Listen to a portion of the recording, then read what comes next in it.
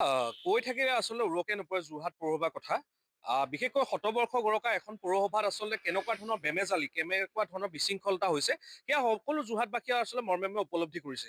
আজি ইতিমধ্যে আপুনি কৈছে যে এখন বিদ্যালয় কণ কণ ছাত্ৰ ছাত্ৰী আহে, তাৰ যিটো ছাইডৰ যিটো ড্ৰেইনেজ ছিষ্টেম আছে তাত আচলতে স্লেপ নাই, মানুহ উন্মুক্ত হৈ আছে, বিভিন্ন সময়ত দুৰ্ঘটনা আকাংক্ষা। তেনেস্থলত তাৰ বিপৰীতে যদি আমি অন্য এখন ছবি দেখোঁ যে যোৰহাটৰ পৌৰপতিয়ে কাৰ্যালয় হওক, উপ পৌৰপতি কাৰ্যালয় হওক বা কাৰ্যবাহী বিষয়াগৰাকী কাৰ্যালয় কিন্তু পুনৰ নিৰ্মাণৰ নামত কোটি কোটি টকা কিন্তু হৰাত কৰিছে। এইটো আচলতে এটা কথা প্ৰমাণ কৰে যে যোৰহাটৰ ৰাইজে নাগৰিকে যি কৰ দিয়ে, সেই কৰৰ যে এটা সম্পূৰ্ণৰূপে তেওঁলোকে ধূলিসাৎ কৰিছে, বিভিন্ন আচলতে আঙহী বঙহী বা তেওঁলোকৰ বিশেষ বিশেষ ব্যক্তিসকলক তেওঁলোকে ঠিকা আবণ্টন দিয়াৰ নামত কোটি কোটি টকা হৰাত কৰিছে আৰু যোৰহাটৰ ৰাইজৰ প্ৰতি সম্পূৰ্ণৰূপে পিঠি দিছে।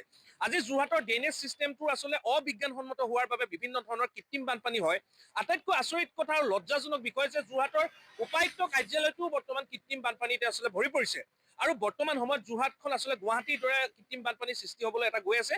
যদি এতিয়াই ব্যৱস্থা নলয়, এনেকুৱা ধৰণৰ পৌৰপতি, উপ পৌৰপতি আৰু কাৰ্যবাহী বিষয়াই যদি মিলি পেলাই যোৰহাটৰ ৰাইজৰ টকা যদি খৰচ কৰাৰ পৰিকল্পনা কৰে, তেতিয়াহ'লে যোৰহাটখনৰ উন্নয়ন হ'ব কেনেকৈ? বিভিন্ন ধৰণৰ বেমেজালি, বিভিন্ন ধৰণৰ বিশৃংখলতাই যোৰহাট পৌৰসভাক গ্ৰাস কৰিছে আৰু তেওঁলোকে আচলতে ৰজাৰ দৰে যোৰহাটখন শাসন কৰাৰ যি আচলতে সপোন দেখিছে, এই সপোনটো কেতিয়াও কিন্তু বাস্তৱিত নহয়। বিগত সময়ত দেখিছোঁ যে যোৰহাটত পৌৰসভাত যেতিয়া দুৰ্নীতি অনিয়ম হয়, তেওঁলোকক আচলতে ৰাইজে সময়ত তেওঁলোকক গাদীৰ পৰা উফৰাই দিছে, তেওঁলোকৰ অস্তিত্ব নাইকিয়া কৰি দিছে। তেনেস্থলত যোৰহাট পৌৰসভাৰ আচলতে যিসকল বিষয়া কৰ্মচাৰী আছে, তেওঁলোকে ৰাইজৰ কৰদাতা ৰাইজৰ উন্নয়নৰ দিশটো সম্পূৰ্ণ আওকাণ কৰি নিজৰ আচলতে কমিশ্যনৰ অংকত ব্যস্ত হৈছে আৰু এই সমগ্ৰ বিষয়টো যোৰহাটৰ আয়ুক্তগৰাকীয়ে বিশেষভাৱে গুৰুত্ব দিয়াৰ প্ৰয়োজন আছে। কাৰণ আয়ুক্তগৰাকীয়ে গুৰুত্ব দিলে এই বিষয়টো আচলতে সমাধান ওলাব বা সমাধান ওলাব।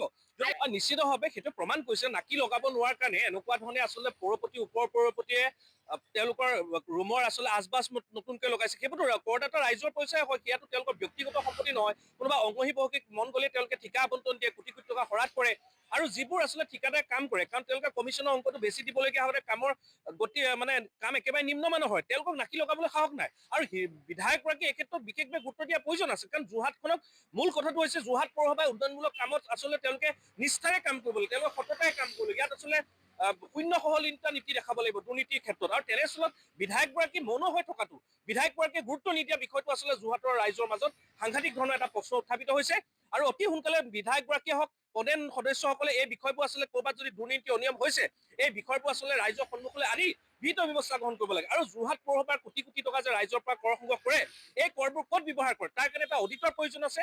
মুখ্যমন্ত্ৰীৰ হস্তক্ষেপত, জিলা আয়ুক্তৰ হস্তক্ষেপত এটা টাস্ক ফৰ্চ গঠন কৰি হ'লেও আচলতে এই বিষয়বোৰ ৰাইজে জানিব বিচাৰে। কাৰণ যোৰহাটৰ প্ৰতিটো মুহূৰ্ততে যোৰহাটৰ ৰাইজে মধ্যবিত্ত শ্ৰেণীয়ে হওক বা তাৰ তলৰ শ্ৰেণীয়ে হওক বা ওপৰত ধনী শ্ৰেণীয়ে হওক, সকলোৱে আচলতে ইয়াত কৰ দি আছে। আৰু তেনেস্থলত এই কৰৰ পইচা কোনোবা কোনোবা পৌৰসভাৰ পৌৰপতি, কোনোবা উপ পৌৰপতিয়ে গোট খাইতো তেওঁলোকে লুণ্ঠন কৰিবলৈ দিয়া নহ'ব। এই ক্ষেত্ৰত আয়ুক্তগৰাকীৰ হস্তক্ষেপ বিচাৰিছোঁ আৰু সন্মানীয় বিধায়কগৰাকীয়ে ইয়াত ব্যৱস্থা গ্ৰহণ কৰিবৰ কাৰণে আহ্বান জনাইছোঁ আমি।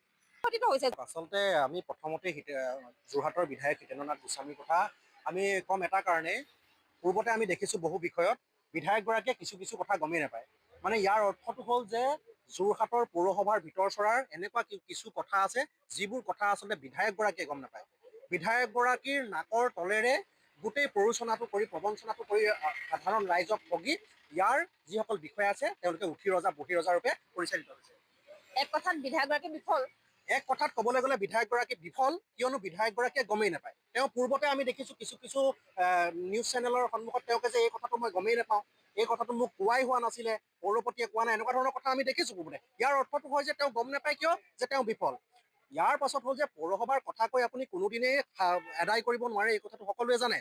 পৌৰসভাৰ বিষয়াই যোৰহাটৰ ৰাইজৰ কৰ খাই খাই খাই খাই খাই খাই তেওঁলোকৰ পেট গুৰুলা হৈ পৰিছে।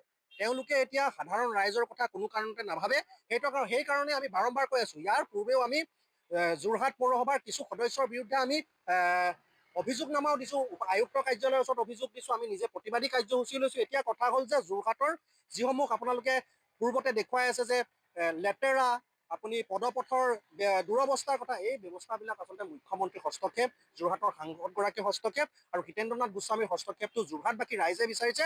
আৰু সেইকাৰণে আমি জাতীয় জনগোষ্ঠীয় দল সংগঠন হিচাপে সদায় প্ৰতিবাদ কৰি আহিছোঁ। আৰু এই প্ৰতিবাদেই যদি সদায় কৰি থাকিবলগীয়া হয়, তাৰ যদি ফল নোলায়, তেতিয়াহ'লে যোৰহাট পৌৰসভাৰ গোটেই বিষয়বস্তুটোৰ মুখ্যমন্ত্ৰীয়ে সলনি কৰিব লাগে। এইটো মুখ্যমন্ত্ৰী মহোদয়ৰ প্ৰতি আমাৰ আহ্বান থাকিব।